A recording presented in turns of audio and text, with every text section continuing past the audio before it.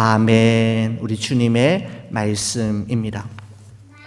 오늘 여러분과 함께 읽은 이 본문의 말씀을 가지고 물가에 심어진 인생이라고 하는 말씀으로 함께 은혜를 나누고자 합니다. 제가 어릴 때 붓글씨를 참 좋아하셨던 어머니는 당신이 좋아하는 성경 구절이나 감동이 되는 글귀를 붓으로 직접 쓰셔서 액자에 담아 거실에 걸어두곤 하셨습니다. 가장 기억이 나는 액자는 어린 시절 오랫동안 거실에 이렇게 걸려 있었던 그런 액자이었는데, 이런 글이 씌어져 있는 액자이었습니다. 뿌리 깊은 나무, 샘이 깊은 물이라고 하는 붓글씨로 쓴 액자가 아직도 생생하게 기억에 남고 있습니다. 뿌리 깊은 나무, 샘이 깊은 물이라는 글귀는 조선 왕조 세종 27년에 정인지를 비롯한 지편전 학자들이 세종대왕의 오명을 받들어서 용비어천가라고 하는 노래집을 만들게 되는데, 용비어천가 제2악장에 이런 글귀가 씌어져 있었습니다. 용비어천가 중에서 가장 잘 알려진 이 부분을 현대어로 번역해서 여러분께 한번 소개해 드리고자 합니다. 이름은 이렇습니다.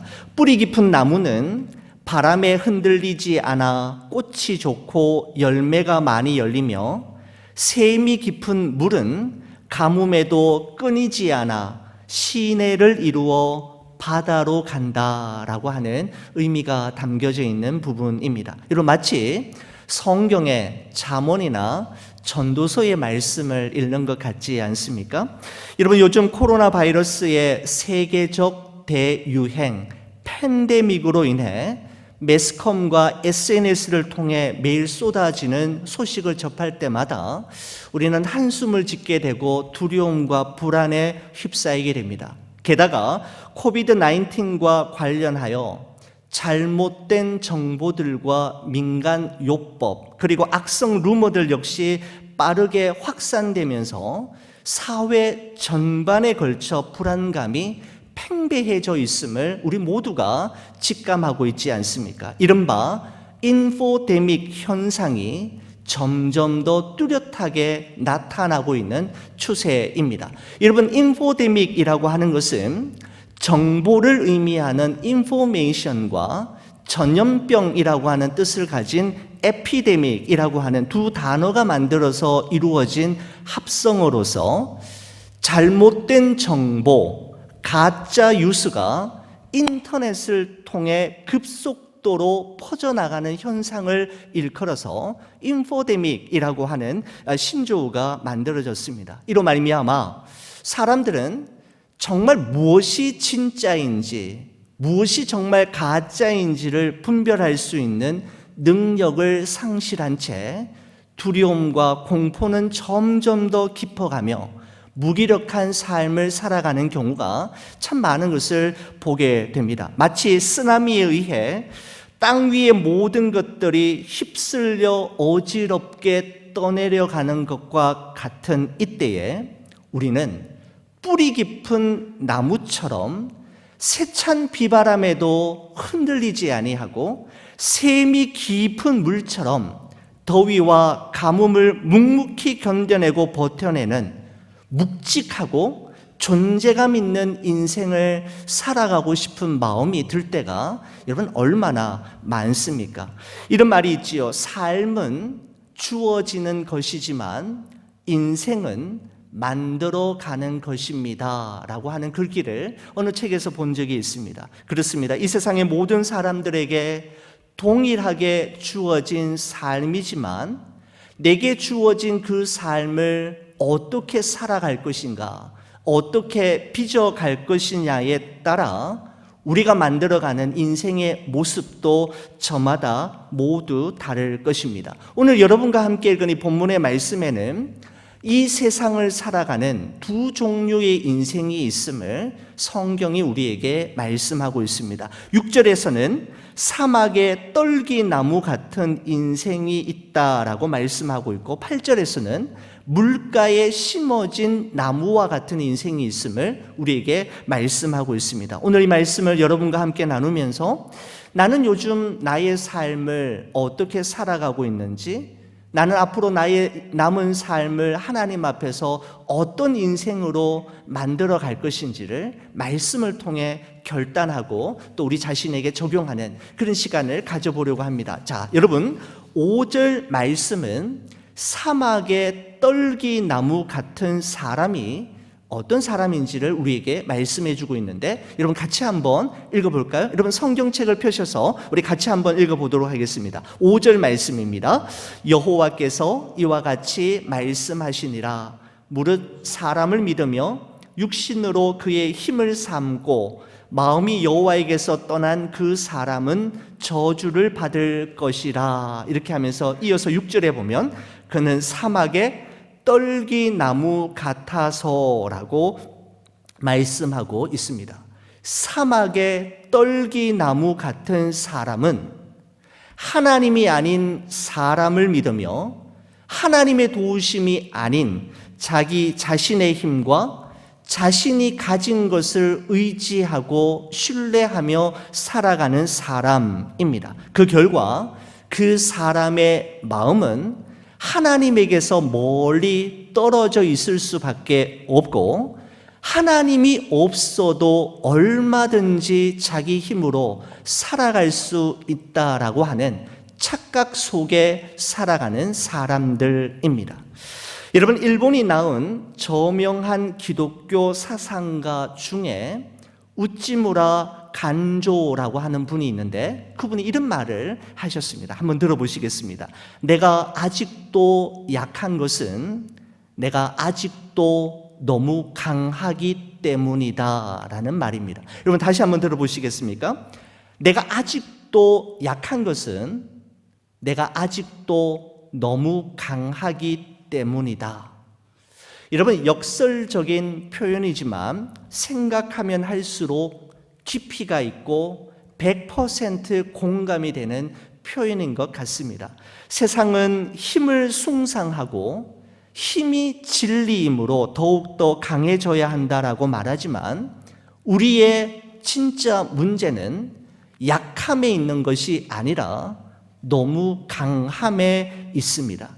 하나님이 물리치시는 종류의 사람, 하나님이 좋아하시지 않는 사람은 혼자서도 잘하는 사람입니다. 이는 하나님이 도와주시지 않아도 되고 하나님께 기도하지 않아도 자기 혼자 너무 잘 살아가는 사람입니다. 그래서 우리 하나님께서는 하나님 없어도 되는 사람을 하나님이 없으면 안 되는 사람으로 바꾸시기 위해 인생의 고난을 허락하시는 것입니다. 사람은 어려움을 통과하고 자신의 힘과 능력 밖에서 일어나는 일을 경험하게 되면서 사람은 무엇인가? 하나님은 누구이신가? 그리고 나에게 있어서 하나님은 어떤 분이신가? 라고 하는 질문 앞에 직면하게 되고, 우리 안에 강함이 빠져나가면서 하나님 앞에 나와 기도의 무릎을 꿇게 되는 것이죠. 결국 그 사람은 고난을 통해 하나님을 의지하고 하나님을 신뢰하는 사람이 되어져 가는 것입니다. 여러분, 그렇습니다. 우리가 아직도 약한 것은 아직도 너무 강하기 때문입니다.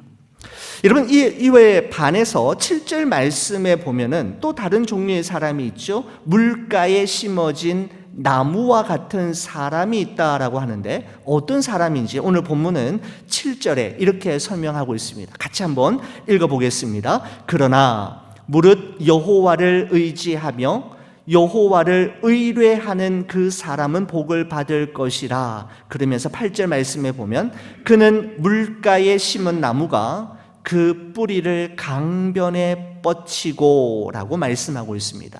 물가에 심어진 나무와 같은 사람이 있는데, 그는 하나님을 의지하고 하나님을 의뢰하는 사람이라고 말씀하고 있습니다. 범사에 하나님을 의지하고 신뢰하기에 그 사람의 얼굴은 언제나 하나님을 향해 있을 뿐만 아니라 그의 마음은 언제나 하나님의 편에 머물러 있게 되는 것이죠. 사랑하는 우리 교우 여러분, 여러분은 지금까지 살아오시는 삶의 여정 가운데 하나님을 가장 절실하게 찾았던 때가 언제였습니까? 하나님을 절실하게, 절절하게 찾았던 그때가 언제였습니까? 제가 말씀을 준비하면서 저에게는 언제였을까 생각해 볼 때 가장 먼저 떠오른 때가 있었습니다. 1996년 1월입니다. 그러니까 벌써 24년 전의 일이었음에도 불구하고 저는 이 순간을 결코 잊을 수 없는 것 같습니다. 저는 3주간에 걸쳐 아프리카의 소말리아와 케냐 그리고 태국에 단기 선교를 다녀온 적이 있었습니다. 선교를 떠나기 전에 3개월 동안 선교사 집중 훈련을 받고 의사와 간호사 그리고 신학생과 대학생이 한 팀을 이룬 12명이 한 팀이 되어 케냐에서 화물 운송용 경비행기를 타고 소말리아의 한 이름 모를 공항에 도착했을 때이었습니다. 여러분, 지금도 마찬가지이지만 소말리아는 그때만 해도 그 부족 간의 내전으로 말미암아 죽은 사람들의 시신이 거적대기에 둘둘 말린 채 골목 담장 이곳저곳에 너저분하게 널려 방치되어 있었을 뿐만 아니라 굶주림과 질병으로 말미암아 배가 올챙이 배처럼 불룩하게 튀어나온 아이들과 노인들이 길거리를 방황하고 있는 모습을 어느 곳에서나 쉽게 볼 수 있었습니다. 가장 무서운 것은 무정부 상태였기 때문에 아주 치안이 위험한 상태였습니다. 12명의 우리 팀원은 소말리아의 수도였던 모가디슈에서 몰래 선교 사역을 감당하고 있는 선교사님을 만나기 위해 공항에서, 아주 시골 공항에서 모가디슈로 이동하는 중에 사막 한가운데에서 총으로 중무장한 도적대를 만난 경우가 있었습니다. 그 당시 국제아동기구인 유니세프라고 그러죠. 유니세프 미국 직원을 태운 밴 승용차 6, 7대와 함께 우리 단기 선교팀 12명을 태운 밴이 함께 이동을 하고 있는 중이었는데 사막 한가운데 외길을 걷고 있는 중에 갑자기 총으로 중무장한 도적대들이 길을 가로막고 도로 위로 올라오면서부터 차는 더 이상 진행되어 나갈 수 없었습니다. 그들은 돈을 요구하고 있었습니다. 협상이 이루어지지 않자 저 앞에서부터 밴에 있는 사람들을 한 명, 두 명씩 끌어내리기 시작했습니다. 일렬로 세우고 있었고 그 도적대들은 총을 든 채 총을 겨냥하면서 저희들이 있었던 밴 가장 뒤쪽으로 성큼성큼 다가오고 있었습니다.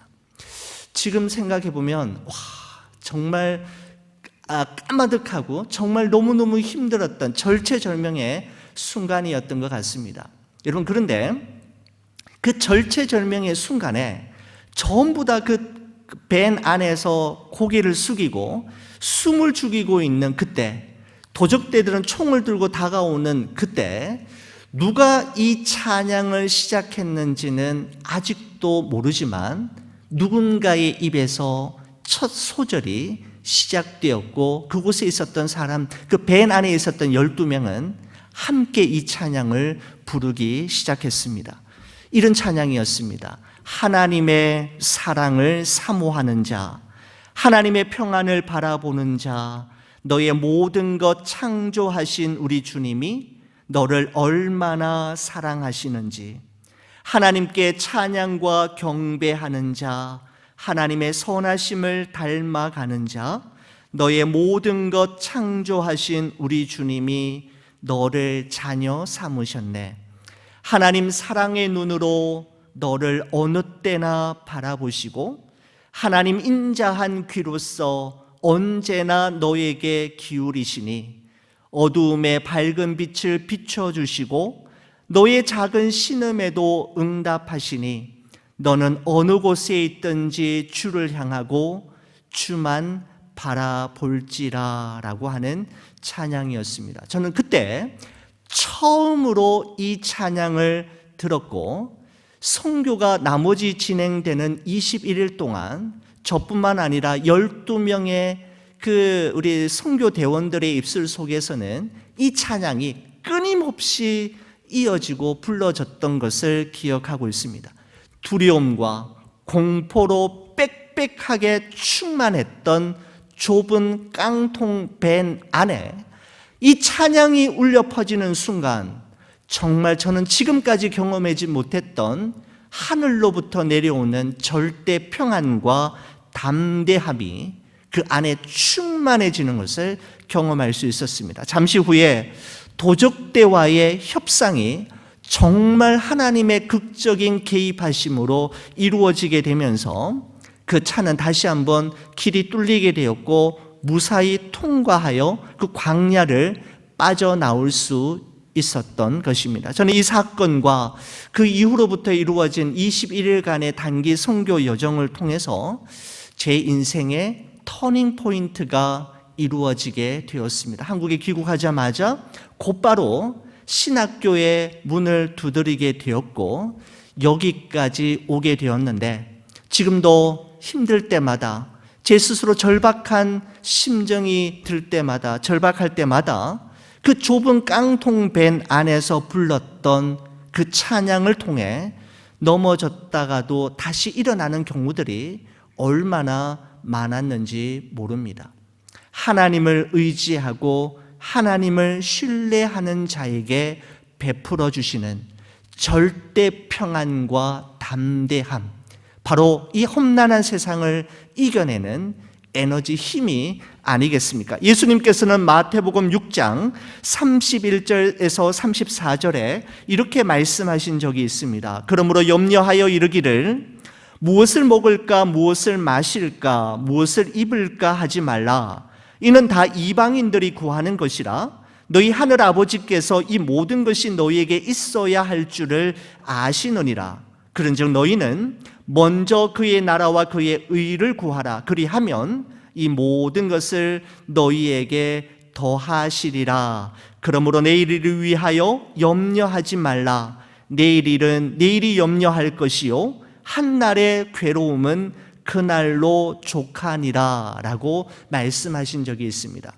여러분, 예수님께서는 우리가 기도할 때 먼저 구할 것과 나중 구할 것이 있다라고 우리에게 말씀하시고 있는데, 우리는 무엇을 먹을까, 무엇을 마실까, 무엇을 입을까가 항상 먼저이지만 예수님께서는 그게 먼저가 아니라 하나님의 나라와 의를 먼저 구하면 그 모든 것을 너희에게 더해 주시겠다라고 말씀합니다. 왜냐하면 하늘 아버지께서 우리에게 있어야 할 것과 우리에게 필요한 것이 무엇인지를 너무나도 잘 알고 계실 뿐만 아니라 하나님께서 반드시 채우시고 공급해 주실 것이기 때문이다 라고 말씀하고 있는 것입니다.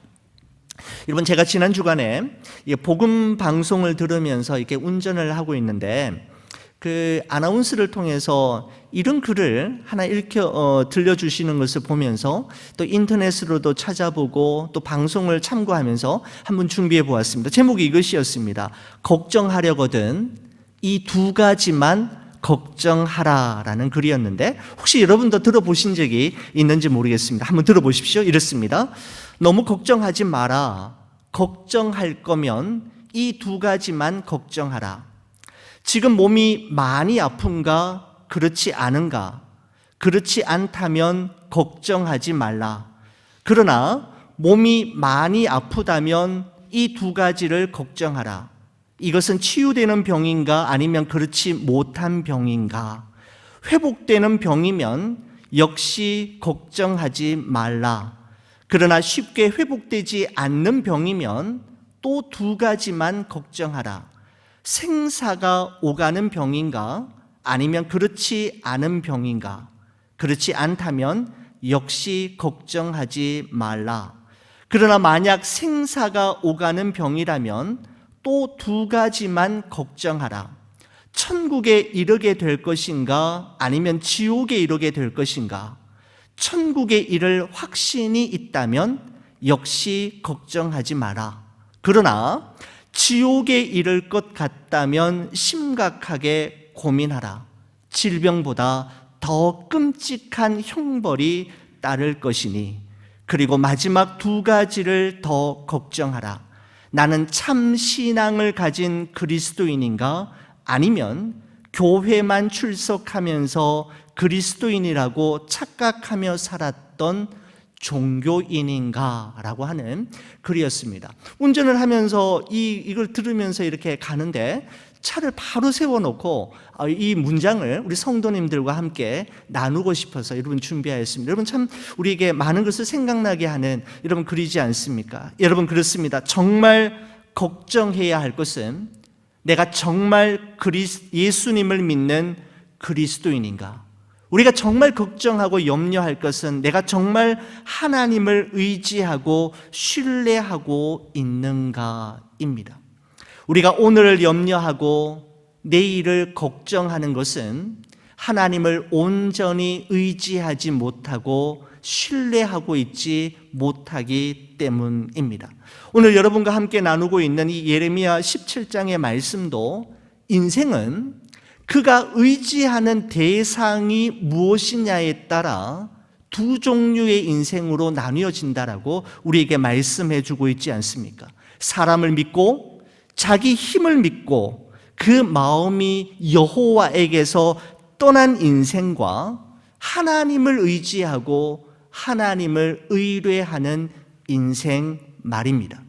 그가 무엇을 의지하느냐, 의지하는 대상에 따라 두 종류의 인생으로 나뉘어짐을 우리에게 말씀하고 있습니다. 자, 사람을 믿고 자기 힘을 믿으며 그 마음이 여호와에게서 멀리 떠난 인생에게 주어지는 삶의 결과는 무엇일까요? 오늘 본문 6절은 이렇게 우리에게 말씀하고 있습니다. 그는 사막의 떨기나무 같아서 좋은 일이 오는 것을 보지 못하고 광야 간조한 곳 건건한 땅 사람이 살지 않는 땅에 살리라 라고 말씀하고 있습니다.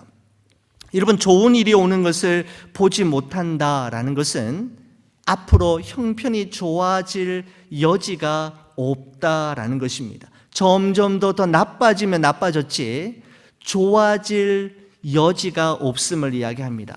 광야 간조한 곳이란 사람이 살 수 없는 메마른 암석으로 뒤덮인 들판을 의미하고, 건건한 땅이란 소금기가 있어서 어떤 곡물과 과실수를 심어도 열매를 맺을 수 없는 곳을 말합니다. 이처럼 그 마음이 여호와에게서 떠난 자는 사람이 살 수 없는 땅에서 사막의 떨기나무 같은 삶을 살아가게 될 것임을 우리에게 말씀하고 있는 것이죠. 이런 반면에 하나님을 의지하고 여호와를 의뢰하는 인생에게 주어진 삶의 결과는 무엇입니까? 8절이 우리에게 말씀해 주고 있는데, 우리 8절은 여러분과 함께 같이 한번 읽어볼까요? 이렇습니다.